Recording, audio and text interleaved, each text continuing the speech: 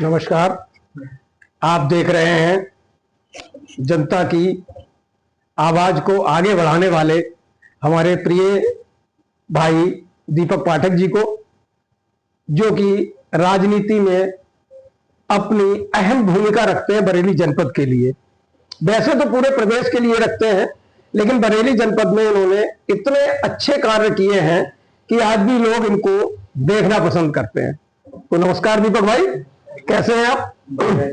मैं चाहूंगा कि शिवसेना से आपका बड़ा पुराना जुड़ाव रहा है और शिवसेना के दो टुकड़े भी हुए हैं बीच में, तो आप किस गुट से हैं, क्या आपकी भूमिका रहेगी, थोड़ा सा इस पे अपना।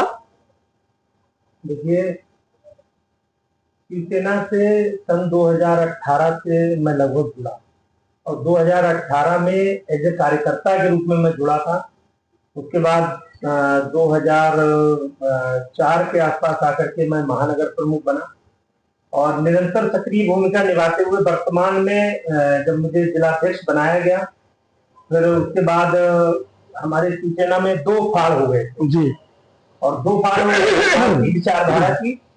और सत्य यही है कि हम किसी भी पार्टी में कहीं भी बहुत सारे ऑफर थे, कहीं भी जा सकते थे। उसके बाद जब दो फाड़ हुए तो हमने सरेंडर कर दिया। हमने कहा जो है हम विचारधारा से समझौता नहीं करेंगे। जी जी बिल्कुल। क्योंकि आज भी हम अपने जीवन में यदि हिंदुत्व के मामले में किसी को आदर्श मानते हैं तो स्वर्गीय हिंदू हृदय सम्राट बाला साहब ठाकरे जी को मानते हैं और उन्हीं की विचारधारा से प्रेरणा लेकर के निरंतर कार्य कर रहे हैं। और उसके बाद जब शिंदे साहब ने संभाला, शिंदे साहब ने जब संभाला तो सभी प्रांतों में अपनी इकाइयों को एक्टिव किया और जो हमारे अभी वर्तमान में पश्चिमी उत्तर प्रदेश के प्रदेश प्रमुख आदरणीय ललित मोहन जी हैं, उनके नेतृत्व में और आदरणीय एकनाथ शिंदे साहब के निर्देशन में हम लोग कार्य कर रहे हैं। और बाकी अपने बारे में कहना या कैसे कर रहे हैं, इससे अच्छा कि हमको लगता है कि हमारे समर्थक, हमारी जनता जिनके लिए हमने सनातन के लिए कार्य किया, वो लोग खुद आपको इस बारे में बताएंगे तो ज्यादा अच्छा रहेगा। नहीं, मेरा एक जानने का लक्ष्य यह है कि शिवसेना शिंदे गुट से आप वर्तमान में किस पद पर हैं? मैं वर्तमान में जिला प्रमुख के पद पर। जिला प्रमुख के पद पे हैं।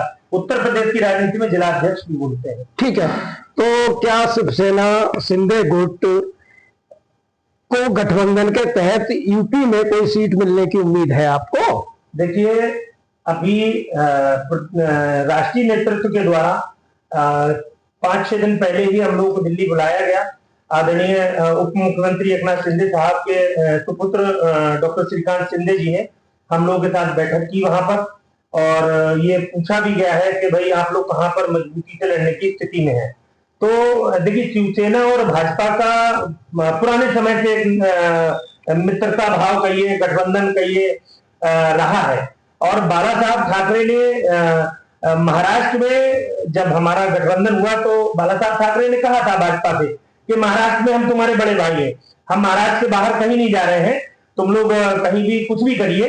लेकिन अब वर्तमान की परिस्थितियों को देखते हुए जो है वो एकनाथ शिंदे जी के नेतृत्व में हम लोग यूपी, कर्नाटक समस्त प्रांतों में निकल रहे हैं और यूपी में संभवता है कि 20 से 25 सीटों को लेकर के हमारा गठबंधन होने के आसार है। ये राष्ट्रीय नेतृत्व तय करेगा कि कब कहां कैसी सीटें मिलेंगी।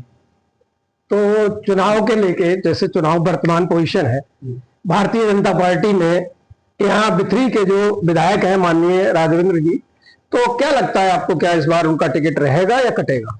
देखिए, ये उनकी पार्टी नेतृत्व का फैसला है। नहीं, आप गठबंधन में हैं, आप सरकार में सहयोगी हैं, आपको क्या लगता है कि उनके कार्य जो रहे हैं समाज के प्रति या फिर अपनी विधानसभा के प्रति कैसे रहे हैं, उनको कैसे देखते हैं आपकी, उनको टिकट आगे मिलना चाहिए या नहीं मिलना चाहिए? देखिए, वह एक बहुत अच्छे व्यक्ति हैं और एज ए डॉक्टर के पेशे से आते हैं तो जनता की सेवा तो खैर उन्होंने की है, परंतु हमको लगता है कि हम इस बात को ना कह करके जनता उनका खुद, उनकी पार्टी उनका सर्वे कराएगी, उसके अनुसार अगर जनता संतुष्ट रही तो शायद दोबारा उनको मिलेगा।